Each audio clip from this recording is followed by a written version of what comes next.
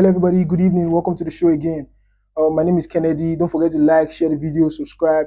We got a lot of information to give you today. I have a lot of things to tell you. Things that have been happening in the football world for the last 24 hours. So Barcelona, Manchester United, Newcastle, Liverpool, MLS, and much more.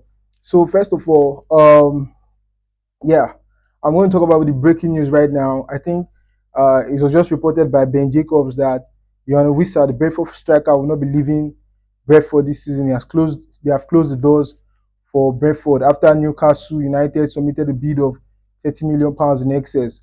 And Johan Wissa wants to leave Brentford. He wants to leave. He feel like they have broken the trust of £36 million um, um, release clause that he has to go if someone offers £26 million. And Brentford has and Newcastle has offered about £30 million in excess for Johan Wissa, and he wants to go. The player is keen on the move, but Brentford does not want him to leave. So the player has refused to train, and he doesn't want to be a Brentford player anymore. So that's it. I don't know how that story will go. I don't know if the player has the power or the club has the power, but he has just one more year left on his contract. And Brentford, I can understand their point of view. I can understand their perspective because it's more like it's like they have lost Brian Buemo. They don't even have Ivan Toney from like a year ago when he went to Saudi. So they have lost their manager Thomas Frank to Tottenham. So if he leaves and goes to Newcastle, it will be good for him because he get to play Champions League football. Yeah, I think he deserves to play Champions League football. A player who scores 19 goals in the league alone is supposed to play Premier League football if he wants to. But Brentford don't want him to go, and I feel like Newcastle should raise the money up to £40 million, and I think Brentford will have no choice but to let the player go. Although he has just one more year left on his contract, and Brentford want to be ambitious. They don't want to get relegated. They don't want to fall down in the um in the Premier League next season because it's going to be tough losing Christian Noga to Arsenal, the captain, losing Brian Mbuemo to Manchester United, and losing their coach to Tottenham Hotspur, Thomas Frank. So if they lose, Wissa to Newcastle, it's going to be really tough on them. And Newcastle wants to have two strikers for the next season to replace Alexander Isak. You know that Callum Wilson has gone because he's injury prone. He didn't sign a new contract with Newcastle. So they have two spots for strikers. So they are hoping to get Sesko. They are trying to agree personal terms with Sesko. That's Newcastle. And they are also trying to get Johan Wissa to come over, but Brentford is saying no. Brentford is closing the door because they don't want to lose their key player. Because if they lose him, then they're probably going to be relegated. So I don't know how they're going to deal with that. So that's it on Brentford because Isak is keen on moving. He wants to go to Liverpool. And speaking of Liverpool, I have some news here. Okay, they're the favourites to get Alexander Isak, and Al Hilal wants to bid 150 million euros for Alexander Isak. That's the amount they want to pay. But Isak has closed the doors to Saudi. Isak is not interested in going to Saudi. And okay, so it might be that Darwin Nunes is the second plan for Darwin Nunes can be the next person because I don't know any club in Europe that will pay £70 million for Darwin Nunes. I don't know any club in Europe. So I think he's likely to go to Al Ahly in Saudi to join Simon Inzaghi. So let's see about that. What again is here? Luis Diaz is expected to go to Bayern Munich, so he was not in the squad. Him and Darwin Nunes, although Darwin Nunes might go to Saudi or anywhere else in the world, it's not clear yet, but it's looking like that. So if Luis Diaz goes to Bayern, probably about 80 million euros. Darwin Nunes goes to Saudi for another £70 million. Put the money together, I think they can afford Alexander Isak. And everybody's like, how come Liverpool is spending so much money getting Jeremy Frimpong, Milos Kerkers, and Florian Wirtz. Spending so much money in the transfer window, also adding Ugo Ekitike, that's about 95 million euros. So they have spent maybe 260 million pounds already in all this business that they have been doing alone. Liverpool have spent maybe like £250 million already. And how are they going to get the money to pay for Alexander Isak? It's simple. You know, when Arne Slot came to the club last season, he didn't spend any money. He only bought Federico Chiesa, which was like a very low amount of money. He didn't really buy players. So the money that Liverpool has from last season, and you know Liverpool always qualify for Champions League, not always, but in recent years they have. So the money from there and the money from this year winning the Premier League is like almost 200 million plus other sponsorship deals. There are so many ways a club can get money, and Liverpool has been winning. It's not like they are on the losing side. So even the previous year with club when they didn't win the Premier League or the Champions League, they won. I'm talking about last 2 seasons ago. They won Carabao Cup. So Liverpool is a big club. They have a lot of way to earn money. So Liverpool has the money to pay for Alexander Isak. That is not a problem. That is not a problem. So hoping that with the two sales to help Liverpool boost their squad. So I know Liverpool lost the game today. It was a friendly game. I watched the game 4-2 against AC Milan. It doesn't really mean anything because it's just a club friendly game. It was fun. Rafael with a goal and an assist. Okafor with 2 goals. Pulisic so brilliant on the ball. We saw Salah, we saw Frimpong, we saw Kekes. It was a very good game to watch. Just 4-2. It's a friendly in Hong Kong, so there's no consequence for losing a game. It doesn't mean that Liverpool is not in form. Liverpool is in form. Liverpool is a very serious club. When Premier League starts, then you will know what Liverpool is really, really about. Then, um, okay. Someone said Konate should be punished for not signing a new deal. I don't understand. Like it's becoming a trend. Trent Alexander-Arnold. Pushing my camera. Trent Alexander-Arnold did not sign a new deal with Liverpool, and he left to go to the big boys Galacticos club, Real Madrid, Los Blancos. So it's looking like Konate might be the next to follow in that footstep. So it's like let's punish these guys for not signing a new deal and not being loyal, treating the fans anyhow, and it don't make sense to me. I feel like players are many mercenaries, players are businessmen too, players are here to feed their family. Players can choose to sign or not sign a deal. It's a very free world. So there's no need punishing a player, making him to sit on the bench because he refuses to sign a new deal. If you want him to sign your deal, then give him the money he requires. I know everybody has a price. It's not like they have anything against Liverpool. Liverpool is the most successful club in England right now. Because, yeah, in history, I think Liverpool is the most successful club in England, even better than Man U because they have more Champions League than Manchester United.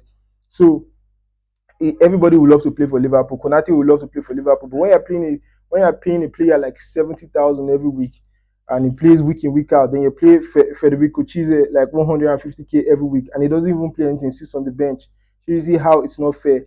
You pay not Dan Nunes, you pay Luis Diaz around 55,000 every week, and you expect him to be happy. No, players will want to go and earn more.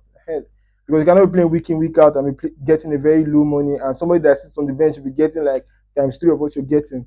So if they can find a way to get a new deal, they will.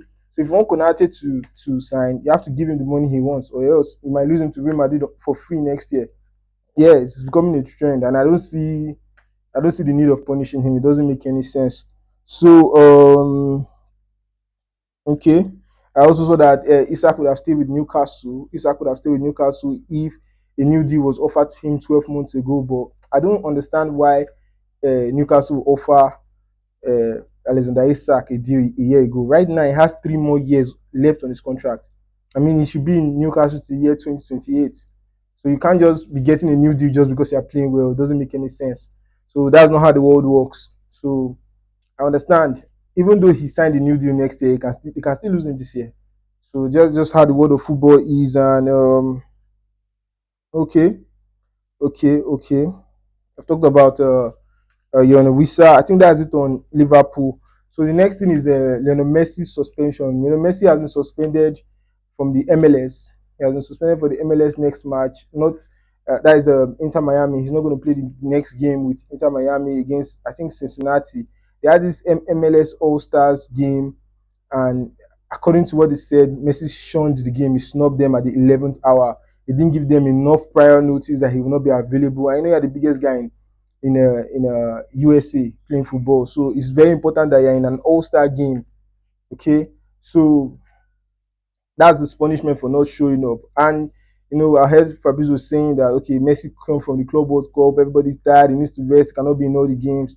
It makes sense, but that's why you shouldn't force yourself to be in competitions that you know that your body needs rest. A player is getting old at 38 years old. Messi is not that strong as he used to be before. You look at Ronaldo. Ronaldo had a chance. He had a chance to leave and Nasser to go to a club, probably a Brazilian club, where he would have qualified automatically for the Club World Cup and participated. But Ronaldo said no. His body needs to rest. Don't work yourself up too much. Yeah. So Messi has been suspended from the next match because that's what the MLS rule says, that any player that does not play the All Stars game, because both Messi and Jordi, I think another player from I think Inter Miami, another player, two of them were in the All Stars game, so two of them are suspended. Any player that does not give them prior notice and does not get approved not to participate in the game, unless maybe he has an injury, before they will understand why the player can't play that kind of game. So I think Messi is very, very angry that he's not going to play the game, and the rules are the rules. You should have known it before you go to such a league. Then another news today is well, I think the press conference from last night, Ruben Amorim, and the things he said Manchester United will suffer, but it needs to be put into context. What he said, Manchester United will suffer. So okay, let me just read the whole news. He said we need to be really careful when we sign players. He also said he will be happy with the squad he has right now. He said if this is all they sign, he'll be happy. When Amorim on Sancho, Anthony, and Garnacho, he said if they reach a point where they have to join the team, they will join the team because they are our players. If the club doesn't set the right price, they will stay. I am ready to receive the players. So it doesn't make sense that Benamo will receive these players after they have cut ways with them. Ganacho, we saw the drama after the Europa League final, the things he said that he's not happy being on the bench. I don't think it makes sense to bring Ganacho back into the squad. I mean, brother was wearing an Aston Villa shirt. I know it was Rashford's shirt, but it was an Aston Villa shirt. So it's not. It doesn't have respect for Manchester United. It doesn't have respect for the institution. And I feel like it's best that Manchester United cut ties with him. They should take any money they want, because if they should take any money that they get, because if they don't, then they should stop breaking relationships with their players. It's not just that only Manchester United break relationship with Rashford, Garnacho, Sancho, Anthony, just having issues here and there with different players. It's too much for one club. So it's becoming very clear that the fault is for Manchester United. I'm not saying it's Ruben Amorim's fault. I'm just saying it's the administration of Manchester United. So the culture there is just toxic. So I don't know why you bring these boys back into the into the team. It doesn't make sense. So you say you'll be happy with the squad you have. If you start the season like this without a goalkeeper and a striker, no, it doesn't make sense. You can't start the season like this. And that's why I said we will suffer. And I said we are going to suffer, but they really about okay, but that feeling of bonding from everybody, staff, players, is really important. I think it can help us win games where we are not performing so well. So, that feeling of bonding is what is going to help them to reduce the pain, but they are definitely going to suffer. I don't know when my coach is saying this kind of thing when the season wants to start. It's just I don't know. It's killing the hope. When the coach says we are going to suffer, it means that you guys should brace yourself. You are going to lose a lot of games. It's almost like what Arteta said in his own press conference when he said that there are about 8 or 9 teams that are competing for the Premier League. It's like saying we are not going to win the Premier League. It's not easy. We're not the only one fighting for this thing. It's now our right to win the Premier League. It's like giving another flimsy excuse. I think I said the word flimsy so much. I'll stop using that word. So when the coach Ruben Amorim says we're going to suffer and the season is just starting, I think maybe they are closing shop. Maybe it's a sign that they're not going to sign any other players. But Manchester United need a striker and a goalkeeper, and they need to change that formation. And it's not good to tell a coach. It's not good to tell a coach to change his formation. And should I say they should sack Ruben Amorim? I don't know.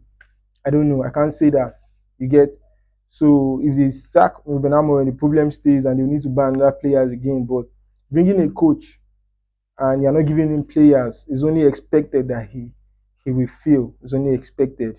It's not an slot that used the players that he had in Liverpool, because Klopp had a good uh, foundation there in Liverpool. That's why an slot could succeed without buying any players. So I don't think Amorim is in that level of an slot, anyways, even if he had a good foundation. So yeah, but I don't think Manchester United will have a good season. It's becoming very, very obvious when the coach says they are going to suffer in just before the season starts in preseason. It's too much. So more news on Barcelona. Uh, Jules Koundé has signed a new deal. Signed a new deal. He has agreed to sign a new deal, and he'll be in Barcelona till 2030. Then there's this controversial thing that happened. Laporte Laporta, yeah, that's his name, the president of Barcelona. He said that there will be no new signings in Barcelona, that they are okay with what they have. For me, I feel like it's just because they don't have any money left in Barcelona. They found it difficult to register Dani Olmo last season, and they couldn't register Nico Williams. So it's very clear that their books are very, very on a low page. They don't have money at all in Barcelona. I think that's just why he's coming out to say that there will not be any signings. I think after the Marcus Rashford signing, are you satisfied with that? I know Barcelona is very good. They have a very good squad, but their defense is poor. I think they need defenders. But they have this tactic, and I hope it works for them this season next season the way it worked last season, because they keep a high line, a very, very high line that if you try to beat it, you'll be get caught offside. But that high line is risky because if the opponent has the perfect timing, they'll beat your high line and you're going to concede because all your defenders are up in the field. So I hope it works for them. In fact, I don't hope it works for them. I'm a Real Madrid fan, so I hope they lose. But I just feel like Barcelona is so broke. That's why the president is saying such a thing that there will be no more signings for this season. So, in more news, Everton is looking to sign Malik Fofana. Yeah, is looking to sign. Then this guy, what's his name? Jao Felix is looking to go to Benfica. I mean, that guy has been around the world. He's active every transfer window. He's almost like an agent himself because he goes to every football club trying to get a deal.